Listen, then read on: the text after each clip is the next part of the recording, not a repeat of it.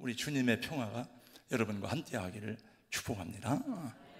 존 F. 가우처, 윌리엄 스크랜턴, 호레이스 언더우드, 존 토마스 언더우드, 윌리엄 아도 노블, 칼 구출라프, 토마스 로버트, 하워드 마펫, 사무엘 카펫, 그 이름들은 헤아릴 수가 없습니다. 우리나라가 가장 어두울 때에, 전 세계에서 조선이라는 나라를 알지도 못한 때에 조선 땅에 보냄을 받은 선교사님들입니다. 오늘의 한국을 있게 한 수백 명의 선교사님들의 이름들입니다. 이들의 사역은 순교적이라고 해도 조금도 틀린 말이 아닙니다. 몇 년 전에 김광욱 씨가 오늘의 한국을 만든 선교사 책을 썼는데 300명 이상의 선교사들을, 제가 학교에서 배우고 알던 그 선교사님들 외에도 수백 명의 선교사들의 삶은 정말 순교적인 삶을 살았습니다. 그 중에 한 분, 루비 캔드릭 선교사 영상을 잠깐 보고 제가 말씀 전하겠습니다.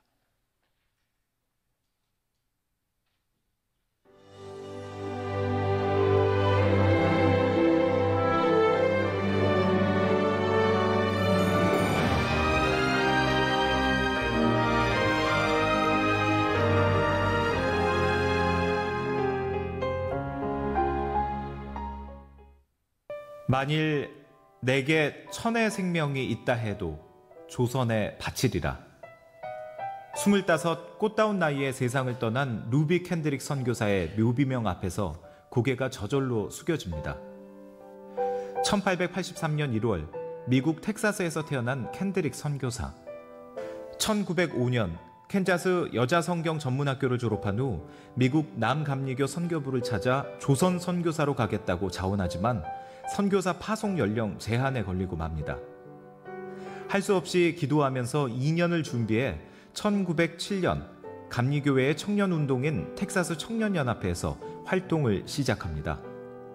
그리고 그토록 염원하던 조선 선교사로 미국 남감리교회 해외선교부의 정식 허락을 받아 내한했습니다. 딸을 염려한 부모의 반대를 무릅쓴 용기 있는 결정이었습니다. 이미 20살 이전부터 해외 선교사로 나가겠다는 그 결심을 하고 선교본부에 계속 요청을 했는데 나이가 너무 어리다고 하는 그런 이유로 2년 동안 지연되다가 1907년 24살 때 이분이 왔거든요. 도착하자마자 낯선 한글을 배우고 개성에서 학생들에게 성경과 영어를 가르치며 아픈 아이들을 간호하는 일에 헌신했습니다. 그런데 이제 동료 선교사들 얘기에 의하면 항상 그 여학생들을 지칭할 때 My Korean Sisters, My Korean Sisters 이랬대요. 내 사랑하는 조선의 누이들, 동생들 이런 식으로. 그러면서 굉장히 사랑한 여동생들을 돌보듯이 여학생들을 돌봐줬던 거죠. 사랑스럽고 진실해 모두에게 사랑받았던 그녀였지만 1908년 6월 19일 조선에 온 지 9개월 만에 급성 맹장염으로 세상을 떠나고 맙니다. 내가 죽거든 텍사스 청년들에게 10명, 20명, 50명씩 조선으로 나오라고 일러주세요. 캔드릭 선교사가 숨을 거두기 전 텍사스에서 에브워스 청년연합회로 날아온 편지는 그녀의 유언장이 되고 말았습니다. 비록 짧은 삶이었지만 조선인을 누구보다도 사랑했던 캔드릭 선교사였습니다. 동료 선교사들한테 서울에서 마지막 숨을 거두기 전에 남긴 유언이 내가 죽거든 내 시신을 내 고향 텍사스로 가져가지 말고 내가 예수를 전하기 위해서 왔던 이 땅 사람들 속에 나를 묻어달라. 그러니까 이분은 그리스도인으로서 한국에 와서 보여준 건 죽음의 모습을 보여준 거 외에는 없어요. 근데 그 죽음의 모습이 굉장히 감동적인 거죠. 그녀가 죽은 후 그녀를 파송했던 에브워스 청년연합회는 12만 달러를 모아 캔드릭 추모 기금을 조성했고 그녀의 유언을 따라 여성 선교사 12명을 한국으로 파송했습니다. 이제 마지막 편지가 텍사스에 전달됐을 때 텍사스 에버 청년회 대회가 열리고 있었습니다. 그래서 그날 20명이 선교 지원을 한 거예요. 그중에 이제 한국에 온 분들도 있고 아시아나 아프리카나 다른 나라 간 분들도 계시고, 그리고 그분들이 이제 양화진에 묻힌 켄드릭 선교사의 묘비를 우리가 세워주자. 그 묘비의 모양을 가보시면 알겠지만 포도송이 모습이에요. 이 하늘의 미랄이 땅에 떨어져 죽으면은 30배, 60배, 100배의 결실을 맺는다. 그래서 텍사스가 2차 세계대전 끝날 때까지 한국에 계속해서 선교비 보내주었고, 또 선교사도 파송하고, 한국뿐만 아니라 아시아나 아프리카나 다른 나라에도 계속 선교사를 보내는. 이 땅에 뿌려진 청년의 뜨거운 피가 우리를 하나님 앞에서 두드렸던 삶의 계산기를 모두 내려놓고 무릎으로 나아가게 만듭니다. 그 선교 역사를 보면 여러분, 보통 해외에서 알기에는 인도, 차이나, 인도, 중국만 알지 조선은 몰라요. 근데 다 어떻게 조선이라는 나라를 알아가지고 인도로 갈 사람들이 한국 땅으로 오고, 중국으로 갈 사람들이 한국으로 왔어요. 일본도 선교를 받았지만 일본으로 온 선교사들은 자유주의 신학자들 몇 명 안 됩니다. 그래서 저는 그 역사를 보면 하나님이 특별히 한국 땅을 향한 애정을 가지고 있다는 것을 볼 수가 있습니다. 그 로마서 말씀에 보면 이제 우리는 나는 빚진 자다, 빚을 갚아야 되는데, 우리가 빚을 갚을 때는 나에게 빚을 준 사람에게 갚는 것이 아니고 다른 사람에게, 헬라인에게, 로마인에게 빚진 자라 그랬거든요, 바울 사도가. 그러니까 우리는 미국 선교를 주로 받았지만은 미국의 빚을 갚아야 되는 게 아니고 다른 나라에 선교하는 것이 빚을 갚는 거예요. 그래서 현재도 우리나라는 이제 선교 받는 나라에서 선교하는 나라가 됐죠. 제가 전에도 말씀드렸습니다마는 지금 현재 아프리카 선교사로 있는 김종양, 박상원 선교사는 정말 수없는 죽음의 위기를 극복하면서 교회, 학교, 병원을 이 한 가정이 700개 이상을 세웠어요. 그 책을 제가 다 읽었으니까 여러분 중에 누구에게 전달해 주겠습니다. 하나님이 아니면 하실 수 없는 일이지만은 정말 인간의 노력과 끈기도 대단하다는 생각을 하게 됩니다. 꽃 피는 봄이 지나고 실록이 우거진 5월을 보내는 중에 있는데, 우리나라는 정말 산과들이 얼마나 아름다운지 금수광산이라고 부르기에 조금도 손색이 없다고 생각이 됩니다. 그러나 이렇게 아름다운 세상에 살아가지만 우리 인간 삶의 내면 속에 들어가면은 다 실존의 문제들 속에서 고통하고 힘들어하고 어려워하는 것을 많이 보게 됩니다. 이 세상 속에는 얼마나 많은 갈등과 아픔과 고통들이 있는지 모릅니다. 오늘 봉독한 이 말씀에도 그런 사람이 나옵니다. 예루살렘 성전 입구에 미문이라고 하는 문 앞에서 나면서부터 걷지 못하는 한 사람이 구걸을 하고 있었습니다. 그는 어떤 실수로 걷지 못하게 된 것이 아닙니다. 사고나 질병으로 걷지 못하게 된 것도 아니었습니다. 나면서부터 한 번도 걸어본 적이 없는, 그냥 앉아서 뭉갤 수밖에 없는 그런 불쌍한 사람입니다. 그렇게 지낸 세월이 40년에 나중에 보면 이 사람 나이가 나옵니다.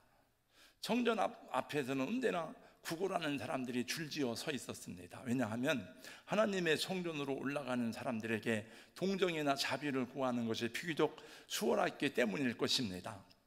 나면서부터 걷지 못하는 이 사람도 성전 입구 한켠에 자리를 잡고 사람들의 동정을 구하게 되었습니다.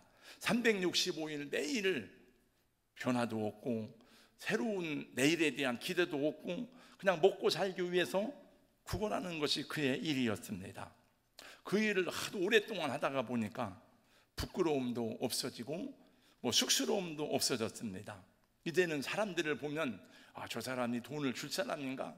저 사람이 그냥 지나갈 사람인가? 첫눈에 분간할 수 있는 식별력도 생겼습니다. 그런대로 이 일을 해서 이렇게 먹고 살려는 것도 다행이고 감사라고 생각했을 것입니다. 그는 변화가 필요하지 않았습니다.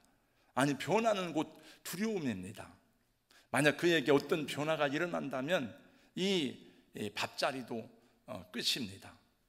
만약 그가 두 발로 일어설 수 있다든지, 만약에 그가 움직일 수 있는 사람이라면 그는 생존 경쟁 속에 뛰어들어가야 되고 이제 자기 힘으로 벌어서 먹고 살아야 됩니다. 땀 흘리고 몸부림쳐야 됩니다. 그것이 두려운 것입니다. 여러분, 실제로 인도나 이 방글라데시 같은 나라는 자녀들 가운데 어려서 이 다리를 족쇄를 채워놓으면 불구자가 된답니다.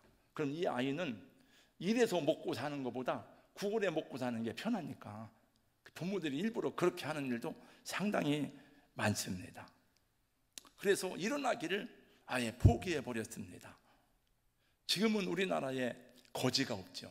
지금은 거지라고 말하면 안 되고, IMF 때에 실직하거나 사업이 부도나서 거리에 나앉은 분들이 많이 생기고, 그래서 그분들을 노숙자라고 부르게 되었습니다. 그런데 IMF가 극복되고 2년이 지나고 3년이 지나도 다시 삶의 현장으로 돌아와야 될 사람들이, 다시 가정으로 돌아와야 될 사람들이 안 돌아오는 거예요. 계속 노숙자 생활을 하는 사람들이 많이 늘어났습니다. 서울역전에도 그렇고 서울역 앞에 지하차도에 가보면 그 사람들이 막 진치고 있습니다. 살아보니까 그것도 편안하고 괜찮은 삶이었습니다. 여러분, 선진국인 미국이나 이태리나 이런 나라 가도 거리에 홈리스들이 많습니다. 제가 뉴욕에서는 제가 할 일이 없어가지고 뉴욕 브로드웨이를 매일 일주일 동안 돌아다녔잖아요. 로마에도 가봤잖아요. 집시들이 많습니다. 집이 없는 사람들. 동경에도 노숙자들이 얼마나 많은지 모릅니다. 제가 동경 우에노 공원에서 한 일이 노숙자 집회였어요. 수백 명이, 이제 그 사람들이 예배를 드리는 이유는 밥을 한 끼 먹어야, 이제 예배를 드려야 밥을 주니까. 처음에는 그분들도 길에서 노숙하며 구걸하러 다니는 것이 부끄러웠을 것입니다. 근데 그것이 여러 해 동안 계속되는 동안에 그 생활에도 규칙이 있고 질서가 있고 자연스러운 것입니다. 그러다 보니까 그게 편하고 그게 좋답니다. 제가 샤워를 자주 하니까 누가 그러더라고. 뭔 샤워를 그렇게 자주 하냐고. 거지들 피부병 걸리는 거 봤냐고. 아내도 피부병 안 그런 얘기를 합디다만, 그냥 그렇게 살아가는 것도 나름대로 재미가 있어요. 코로나를 지나다 보니까 우리도 그렇게 되지 않는가 싶어서 걱정입니다. 참 감사한 것은 그래도 2년이 넘도록 우리 지속되던 그 예배의 여러 가지 규제들이 풀리고 거리두기가 해제되어서 코로나19가 다 끝난 것은 아니지만은 이렇게 우리가 자유스럽게 예배 드리는 것만 해도 얼마나 감사한지 몰라. 매 주일마다 공무원들이 찾아오고 하고 이런 걸 다 하니까 하다가, 그래서 이제 6월 달부터는 점심도 먹고 오후 예배도 드리게 되었습니다. 그래서 저는 모든 사람들이 다 기뻐하고 감사하며, 할렐루야, 목사님 빨리 밥 해 먹고 빨리 오후 예배 드리면 좋겠습니다, 그럴 줄 알았는데 사람들이 별로 기뻐하지 않는 것을 제가 딱 느꼈습니다. 점심 먹자고 해도 회의를 해보니까 별로 기뻐하지 않고, 그래서 의아스러워했는데 목사님들 얘기를 들으니까 우리 교회만 그런 게 아니고 거의 대부분의 교회들이 별로 기뻐하지 않는 거예요. 그냥 용역을 주고 사서, 돈 주고 사서 밥 해 먹으면 안 돼요? 이렇게 하고. 그래서 성도들도 제가 그걸 보고 우리 인간이라는 존재는 다 똑같구나. 너무 오랫동안 아무것도 하지 않다가 보니까 아무것도 안 하는 것이 편하고 좋은 거예요. 그러니까 거지들 삶을 이해할 수 있잖아요. 그 사람들이 몇 시에 일어나고 몇 시에 밥 먹고 이런 거 없잖아요. 편안 자유스럽게. 그래도 그러면 안 되죠. 그래서 이만하길 다행이다.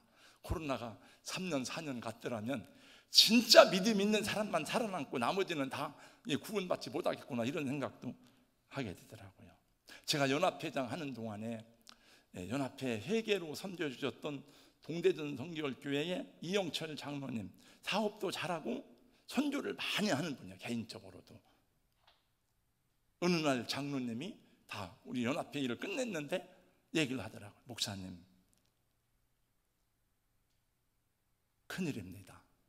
우리 애들이 다 이제 결혼하고 장정해서 사업도 하고 잘 사는데 아이들 셋이가 다른 신앙생활을 다시 잘하는데 둘이 교회를 안 나가는데, 자기하고 같이 동대전 교회를 섬기다가 온라인 예배 드린다도 그런 줄 알았는데, 그러고 나서 이제 다시 복귀해야지 그랬는데 안 온다는 거예요. 이게 그래서 이 아버지 말을 안 들으니 다 큰 자식들을 제대로 팰 수도 없고, 목사님, 뜨겁고 열심히 있는 개척교회, 교인이 하나도 없는 개척교회를 소개해 주세요. 내가 우리 애들을 거기로 보내야 되겠습니다. 어디 사냐니까 하나는 세종에 살고 하나는 가장동 내미안 아파트에 산다고 그래서, 장로님, 내미안에 살면 저한테 보내야지 어떠냐. 목사님 교회 너무 커서 안 된다는 거예요. 우리 교회 안 커요. 조그만 교회, 개척교회예요. 그래서 자기 생각에는 자기 딸을 그래서 작은 교인이 하나도 없는 교회에 보냈는데, 교인이 하나도 없는 교회 가니까 목사님 보니까 너무 안타까우니까 막 같이 기도하다가 지금은 교인이 1년 지났는데 10명이 모이니까 자기도 막 기쁘게 신앙생활 한다는 거예요. 이제 우리 아들들도 그런 교회에 보내야 되겠다고, 그래서 제가 이름 적어놓고 기도 중에 있습니다. 우리 주변에 교회 생활을 하다가 코로나로 인해서 영적 노숙자들이 된 사람들이 굉장히 많습니다. 제 처제 피아노 잘 치고 전공자예요. 잘합니다. 그 다음에 제 동서 남편 악기를 잘, 우리 교회도 와서 한번 연주하고 성가 치자고 다. 교회가 없어, 교회가. 그래서 제가 그래요. 빨리 교회, 섬길 교회 찾아가라, 빨리. 그냥 그게 편안한 거예요, 이제. 그래서 영적인 노숙자들이 많고, 실제로 통계에 의하니까 교인 중에 17%는 이 교회 갔다가 이 교회 갔다가, 그러니까 진짜 교회로 가는 게 아니고 온라인으로, 오늘은 사랑의 교회, 오늘은 교회 순례를 하는 거예요. 이게 여러분 영적인 고지가 아니고 뭡니까? 저도 요즘 저 자신을 돌아보고 있습니다. 이게 제가 목사가 제 직업이다, 내 밥벌이다 이렇게 생각해 본 적은 없지만은, 이게 30년 넘게 하다가 보니까 타성해져서 하는 것이 아닐까. 내가 설교 열심히 하는 거 하나, 사람들 속에 변화가 일어나야지. 하나님의 역사를 경험하는 사역이 돼야지. 매주 강대상에서 설교만 하고 내려와서 뭐 하는 거야. 내가 설교 수천 번 했습니다, 수만 번 했습니다. 그건 뭐 자랑이 아니잖아요. 사도행전적인 역사를 경험해야 되고, 하나님에 관해서 말하는 것이 중요한 것이 아니고 사람들로 하여금 하나님을 경험하게 하는 삶이 일어나는 것이 중요하지, 그런 생각이 듭니다. 그래서 저도 저 자신을 새롭게 하기 위해서 부단히 저를 쳐서 노력하고 애씁니다. 아무 일도 안 하면 되는 일도 있고 없고 안 되는 일도 없습니다. 아무 일도 발생하지 않습니다. 무릎이 약하다고 쓰지 않으면 불구자가 됩니다. 발목이 약하다고 일어서지 않으면 영영 굳어버리고 말 것입니다. 신앙도 마찬가지예요. 신앙도 힘든데, 귀찮은데, 안 하던 건데, 괜히 훈련받고 은혜 받으면 뻔하잖아요. 훈련받고 은혜 받으면 목사님이 이거 하라고 그러고 이거 하라고 그러고 돈 들어가고 부담이 돼요. 그러니까 그런 것이 두려워서 응답하지 않는 사람이 있습니다. 예배를 드리는 중에는 결단이 일어난다. 내가 이렇게 앉아서는 안 되겠다. 내가 이렇게 신앙생활하면 안 되지. 성령의 음성을 듣지만은 그 다음에 오는 부담 때문에 그냥 그 성령의 음성을 그냥 이렇게 잠재워 버리는 사람들도 있을 것입니다. 그래서 이런 애들 변화를 경험하지 못하고 언제까지나 성전 뜰만 밟고 다니는 신자가 되면 그리스도인됨의 축복을 어떻게 감당할 수 있겠습니까? 여러분 계시록 말씀 보세요. 마지막 심판 때에 성전 방마당은 측량하지 말라 그래요. 성전 뜰만 받고 다니면 안 된다. 그 말씀이 나와요. 주님은 여러분들이 제가 늘 새롭게 되기를 원하십니다. 또 교회와 그리스도인들은 새롭게 되고 새로워지는 존재라야 하는 것입니다. 변화가 없는 삶은, 변화가 없는 인생은 죽은 것이나 마찬가지예요. 그건 표본실에 박제해 놓은 박제품과 다를 바가 없는 것입니다. 고대 이집트의 왕들은 자기가 죽기 전에 큰 무덤을 만드는데 그 무덤이 피라미드입니다. 피라미드의 크기에 따라서 그 쿠푸왕의 피라미드, 제일 큰 게 쿠푸왕이에요. 쿠푸왕. 쿠푸왕의 권력을 짐작해 볼 수 있는 거예요. 그리고 자기를 미라로 만들어요. 죽는 게 너무 한스러우니까. 그래서 이집트 국립박물관을 가보면은 고대 왕들을 박제해 놓은 미라들을 볼 수가 있습니다. 눈도 있고 귀도 있고 코도 있고 피부도 썩지 않고 색깔 그대로 보존되어져 있습니다. 그러나 거기에다가 음악을 들려줘 보세요. 아무 반응이 없습니다. 좋은 노래를 들려줘도 움직이지 않습니다. 살아있는 사람이 아니에요. 아무리 좋은 시를 들려주어도 감사하지 않습니다. 하나님은 저와 여러분이, 우리 교회가 그런 사람이 되기를 원하지 않습니다. 우리가 감동받고 일어나고 울기도 하고 웃기도 하고 말하고 행동하는 크리스찬이 되기를 원하십니다. 무엇보다도 하나님의 말씀에 반응하는 사람이 되기를 원하십니다. 그래서 우리에게 의지와 인격을 주신 거예요. 내 마음을 다하고 성품을 다하고 힘을 다하고, 그게 뭡니까? 우리 의지 아니에요. 우리 인격이잖아요. 마음과 성품과 뜻과 이걸. 거기다가 예수님은 덧붙여가지고 내 목숨을 다하고 그랬어요. 오늘 또 한 푼의 동전에 대한 기대와 애착을 가지고 있는 이 걷지 못하는 사람 앞에 별로 부자로 보이지 않는 두 사람이 나타났습니다. 베드로와 요한입니다. 그는 전과 같이 그냥 서슴지 않고 손을 내밀었습니다. 그런데 지나가던 사람이 보통 가다가 동전을 던져주고 가면 되잖아요. 그 사람이 성경이니까 멈춰 서서 이 사람을 보았어요. 그러면서 우리를 보라 그래요. 우리를 보라. 이 사람은 오늘은 휴지 맞았구나. 뭘 주려고 하는가? 뭘 주려고 우리를 보라고 하는가? 그리고 기대감을 가지고 그들을 바라보았습니다. 그런데 그 다음에 나오는 말이 매우 실망스러운 말이었습니다. 은과 금은 내게 없거니와. 이 사람은 얼마나, 그리고 보니까 손에 돈이 없어. 돈이 별로 부자로 보이지도 않아. 이 사람이 원하는 것은, 은과 금은 돈을 말하잖아요. 돈 달라는데 돈이 없으면 그냥 갈 것이지 뭘 은과 금은 내게 없거니와 그래. 이 사람은 아주 실망했습니다.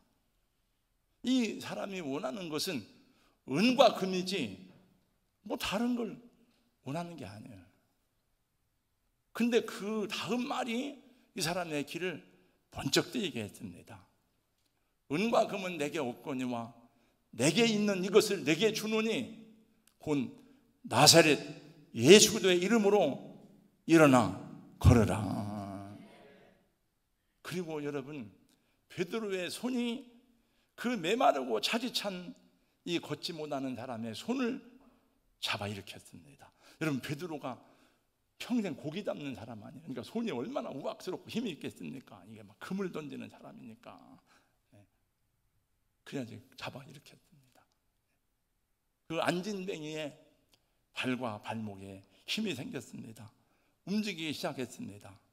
그리고 일어났습니다. 이게 의식의 전환이에요. 모든 사람에게 다 이렇게 되는 게 아니에요. 성경에 예수님이 말씀했으나 누가복음 4장 말씀 보세요. 엘리야 때에 많은 사람이 과부가 있었지만 왜 사르밧 과부만 살림을 받았느냐? 엘리사 때에 수많은 병자가 있었는데 어찌하여 나아만만 고침을 받았느냐? 주님이 물으세요. 다 그런 게 아니에요. 하나님이 그런 의식의 전환이 요청될 때에 그런 역사들이 있다는 것입니다. 이 안진뱅이는 베드로와 요한을 만났을 때에 의식의 전환이 일어났습니다. 인간적인 기대에 가득했던 은과 금을 내려놓고 하나님의 말씀을 들었을 때에 그의 발과 발목에 힘을 얻었습니다. 수천 수만 개의 은과 금이 주지 못하는 놀라운 삶의 기적이 일어난 것입니다. 그는 말씀 성경에 보니까 걸었습니다. 뛰었습니다. 하나님을 찬양했습니다. 그리고 놀라운 것은 성전에 들어가서 하나님께 영광을 돌렸습니다. 여러분, 이 은혜가 여러분 가운데, 우리 가운데 함께하기를 주님의 이름으로 축원합니다. 일어나 걸어라 내가 새 힘을 주리니 일어나 너 걸으라 내 너를 도우리. 나의 등 뒤에서 1절만 하겠습니다. 나의 등 뒤에서 나를 도우시는 주. 나의 인생길에서, 나의 인생길에서 지치고 고나요 내일처럼 주저앉고 싶을 때 나를 밀어주시네. 일어나 걸어라 내가 새 힘을 주리니 일어나 너 걸어라 내 너를 도우리. 여러분은 이제 안진뱅이가 아니잖아요. 여러분은 베드로와 요한 같은 사람이잖아요. 여러분이 다른 사람에게 가서 이 하나님의 말씀을 대언하시기를 주님의 이름으로 축원합니다. 왜 낙심해요? 왜 실망합니까? 기도합시다. 하나님께 갑시다. 오늘 가서 예배를 드립시다. 그래야 돼요. 말만 하면 안 되고 베드로가 손을 잡고 일으켰다 그랬잖아요. 여러분, 오른손을 잡아 일으키니 손을 잡고 데리고 오세요. 어디로 데리고 옵니까? 그 8절 말씀해 보세요. 뛰어서서 걸으며 그들과 함께 성전으로 들어가면서 걷기도 하고 뛰기도 하며 하나님을 찬송하네. 이 말씀을 준비하는데 유정자매에게 전화가 왔어요. 목사님, 저는 전혀 이런 교감이 없는 거죠. 이번 주일부터 우리 가게 문을 닫고 다 교회를 가기로 했습니다. 잘했다. 자기들은 다 교회 나오고 자기 어머니 혼자 상가 지키라고 그러면 안 되잖아요.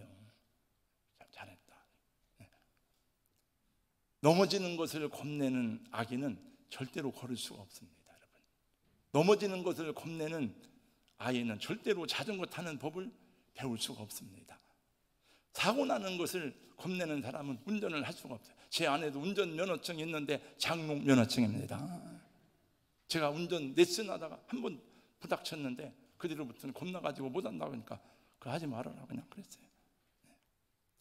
어린아이들이 많은 것을 빨리 배우는 이유는요, 애들은 잘 몰라.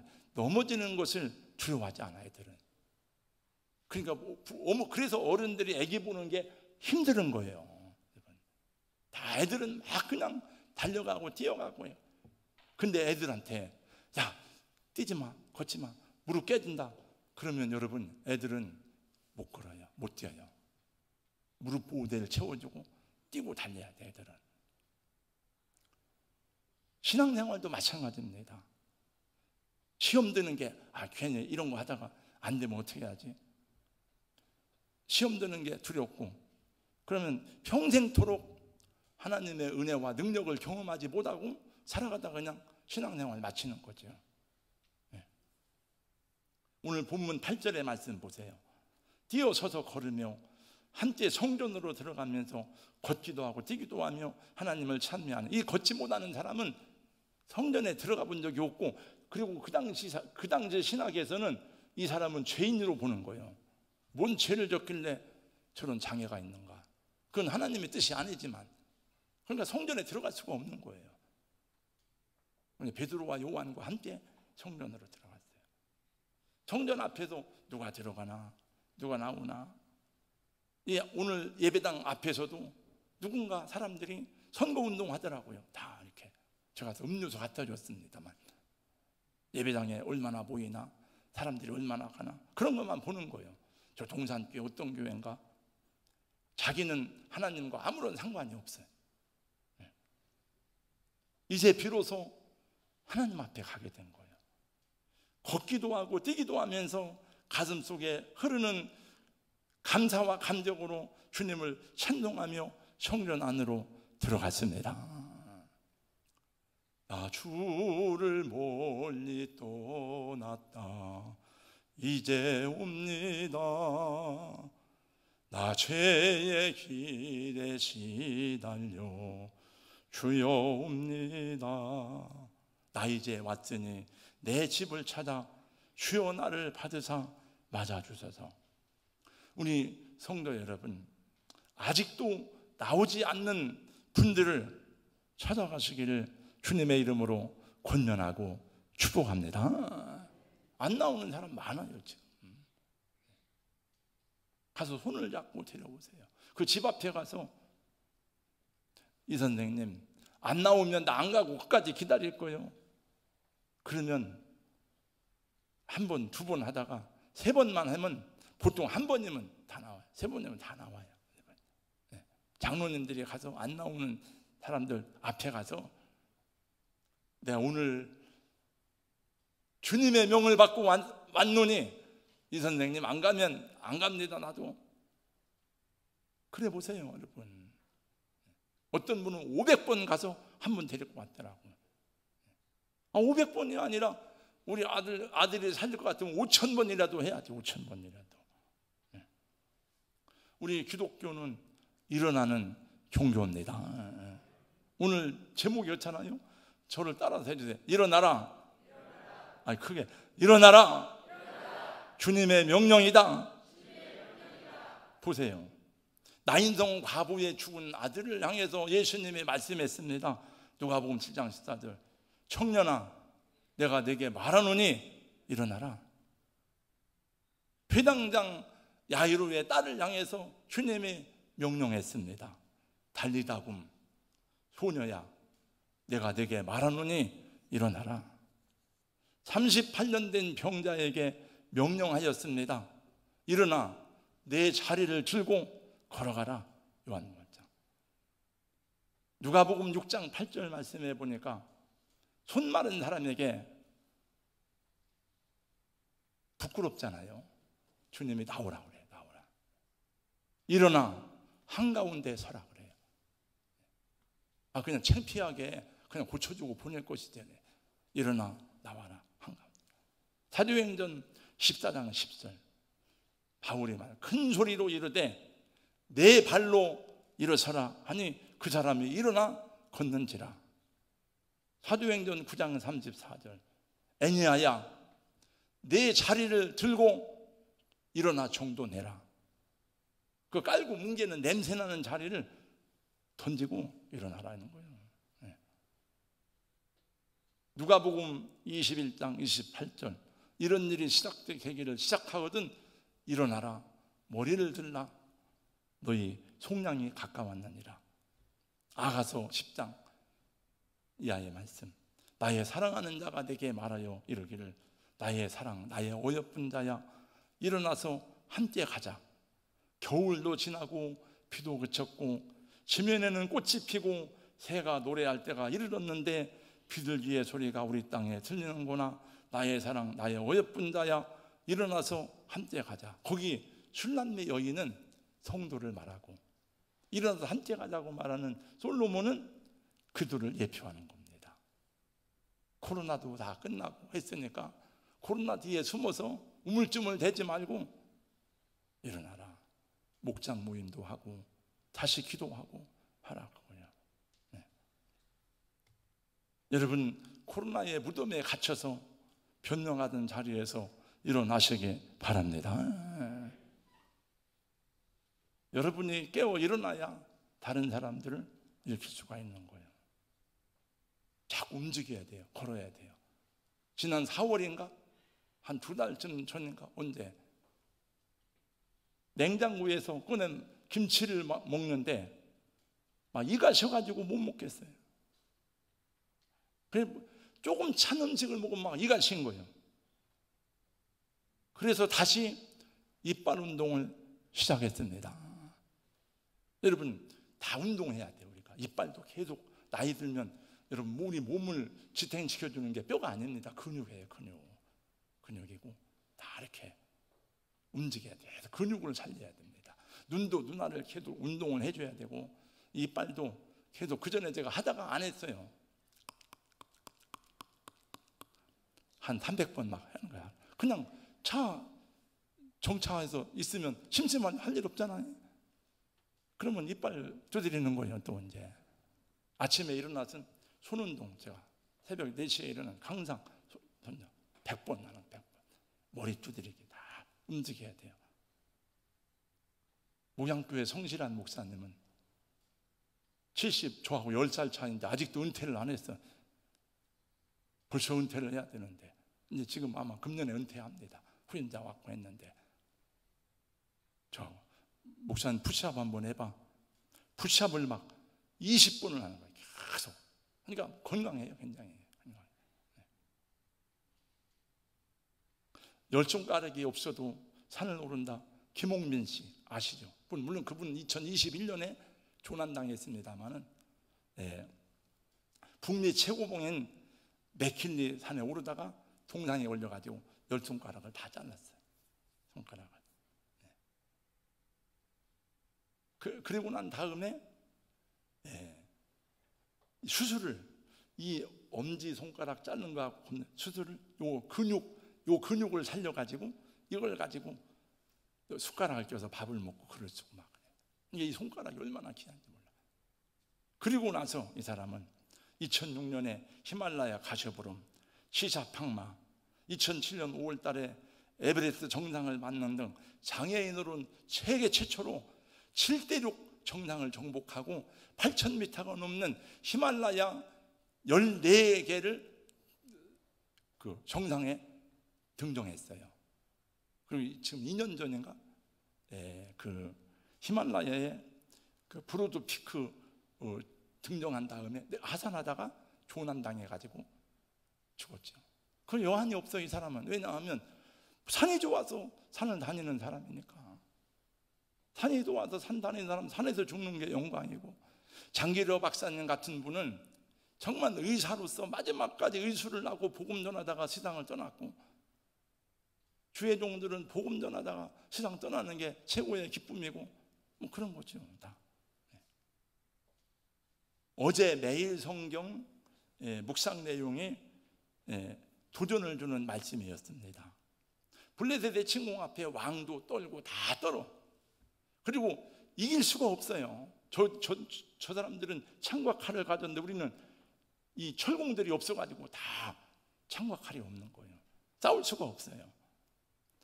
다 두려워 떠는 그때에 요나단이 병기 든 자와 함께 상대 진영으로 쳐들어갑니다. 하나님께 물어요. 하나님이 역사하사 블레셋 사람들끼리 막 치고받는 싸움이 일어나. 이스라엘이 승리하였습니다. 그 내용인데 묵상글에 보니까, 여러분 어제 묵상했겠습니다만 이런 내용이 나오더라고요. 믿음의 행동 하나가 공동체에 놀라운 파장을 일으켰습니다. 요나단의 믿음과 순종으로 흩어졌던 이스라엘 백성이 다시 결집했고 두려움을 물리쳤습니다. 옳은 일에 나서는 사람이 하나도 없더라도 내가 먼저 앞장서면 사람들이 용기를 얻고 함께 도와줄 것입니다. 저는 절대로 안 합니다, 안 갑니다, 못 합니다 말 안 해요. 어떤 저도 모임이 많이 있고 해야 될 일이 있어도 그냥 그 단톡방 이런 데 나 못 가요 그런 말 안 해요. 그냥 내가 거기 못 가면 리더한테 얘기만 하는 거예요. 내가 그날 다른 약속이 있습니다, 내가 그날 못 합니다. 그러니까 한 사람 때문에 공동체의 변화가 일어나기도 하고 한 사람 때문에 다 낙심하기도 하고 실망하기도 하는 거예요. 네. 여러분 일어나시기를 주의 이름으로 축복합니다. 성령이 일어나라는 말은 수도 없이 많아요. 네. 하나님은 선지자 이사야를 통해서 이렇게 말씀했습니다. 주의 죽은 자들이 살아나고 그들의 시체들은 일어나리이다. 들끓에 누운 자들아 너희는 깨어 노래하라. 주의 이슬은 빛난 이슬이니 땅에 죽은 자들을 내놓으리다. 이거는 복음시대 메시아를 통해 이루어진 하나님의 백성들의 회복을 말하는 거예요. 에베소 5장 14절 잠자는 자여 깨어서 죽은 자들 가운데서 일어나라. 그도께서 너희에게 비추이시라. 여러분 다시 일어나시고 회복하시기를 주의 이름으로 축원합니다. 제가 어느 집사님에게다 삶의 의미를 잘 모르겠어요. 그렇지, 난 이해는 되죠. 삶의 의미를 잘. 그럼 집사님 삶의 의미가 없으면 예수 믿는 재미로 사세요. 하나님 섬기는 재미로. 하나님 나라 백성이니까. 네. 큰 목표를 가져야 돼요. 이제 6월 달부터 다시 점심을 먹고 오후 예배를 시작합니다. 또 오후 예배는 전과 조금 다르게 아마 진행될 겁니다. 코로나 뒤에 숨어서 주저하고 핑계하던 것들을 다 내어버리고 하나님의 역사를 경험하는 날들이 되기를 주님의 이름으로 축원합니다. 하나님은 그걸 원하세요. 그걸. 이 시대가 다 우리 신앙이 무너지고 그런 안타까운 시대들이 되고 있습니다만 말씀합니다. 일어나라, 빛을 발하라. 이는 내 빛이 이르렀고 여호와의 영광이 내 위에 임하였음이니라. 기도하겠습니다. 하나님 감사합니다. 40년 동안 평생 구걸하며 먹고 살고 죽을 때까지 구걸하여 먹고 살 운명이었는데 베드로와 요한을 통해서 예수를 만나고 예수님 이름으로 일어나 걷게 되어서 인생의 새로운 날들이 펼쳐졌습니다.